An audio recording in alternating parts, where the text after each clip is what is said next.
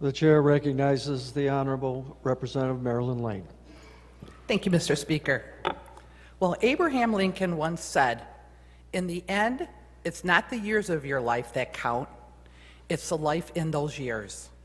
And as I reflected on my 6 years with the Michigan legislature, the friendships I've made come to the forefront of my mind.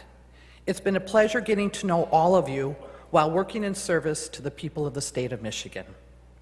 There's an old saying that if you love what you do, it will never feel like work. Well, that applies to my time here in Lansing. I can honestly say that I was always happy to be here. There are so many people who have helped make my time with the House so memorable and so enjoyable.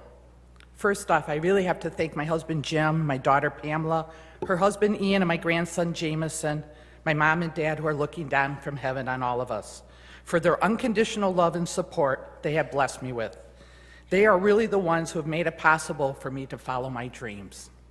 To my godfather, Gary D'Alessandro, Gary Roncelli, Roseanne, thank you for always believing in me. To Frank Sermon, John Fleming, you've been like family to me. Both of you have been with me since day one, which around here is a rarity. Your amazing talents, your devotion, your sincere loyalty to myself, to District 31, has been the best gift. I will treasure it forever, and I look forward to meeting you across the hall. Chris, Lizzie, Sam, Eric, the many interns, you've all played an important role in making our office one of a kind. Thank you for all the hard work. Thank you to Rep. Ferris, my current seatmate. Pam, as you all know, is a class act. Genuinely a kind-hearted woman who I've loved getting to know. Through the time we spent exchanging stories about our grandkids, cabin shopping for our family's holiday houses, and just talking politics, it's been a pleasure getting to know you, Pam. I can't tell you how much I appreciate your friendship. I also have to mention my last seatmate, many of you may remember, Representative Maureen Stapleton, who brought so much laughter with her, and those singing days brought so much calm in the most stressful moments. There are so many more people that need to be thanked.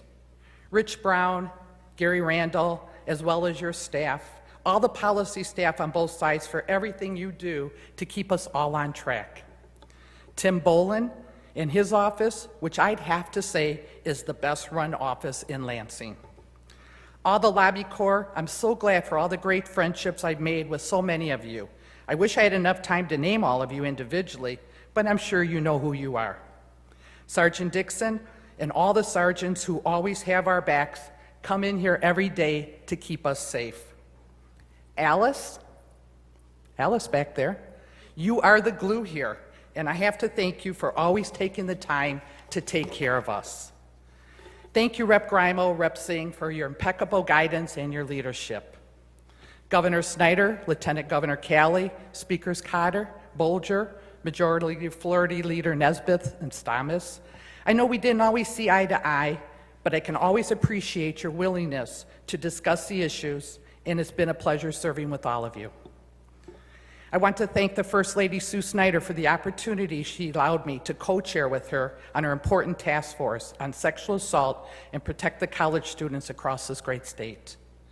To Todd Cook and Sally Durfee, you have been so helpful in sharing all your knowledge and helping me navigate the complexities of serving here. I remain grateful to my late friend, Rep. Patalia, who always was a pleasure to work with on transportation, and Pete became a good friend of mine. Thanks to my friends Reps. DeAnda and Ottman. I would highly recommend for official Northern Michigan travel guide tours. When Harold Hall left, many of you may not know this, but he gave one simple instruction to Rep. Churkin, and that was to watch over me. So things were going well. We went out for dinner one night, having a nice time, reminiscing about Harold and all the times we spent here. Truly having a nice time. And as I soon realized at this restaurant, I was there by myself, looking around for Representative Churkin. And I know Scott DeAnda can't be laughing, or Ryan Dunn, because they were his partner in crime. I soon came to realize I was there by myself, wondering what could have happened. One simple instruction. Well, I don't want you to draw conclusions, because I certainly didn't either, but I would tell you we had dinner at the Nightcap. To my colleagues in the Macomb delegation, you all represent the best of what Macomb County has to offer. It has been an honor and a privilege to serve with each and every one of you. I am so glad to have had the opportunity to stand together in service for the people of Macomb. From the bottom of my heart, thank you, Macomb. And finally, I have to thank all the people of the 31st House District for choosing me to represent you.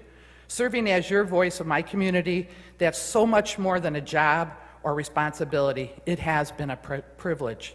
I have nothing but the sincerest gratitude to everyone who supported me and to all my friends and neighbors who kept in touch with me over the years, always calling in and writing to share ideas and input. I could go on for hours talking about all the people who have touched my life, made me smile while serving here, but clearly we have work to do yet today.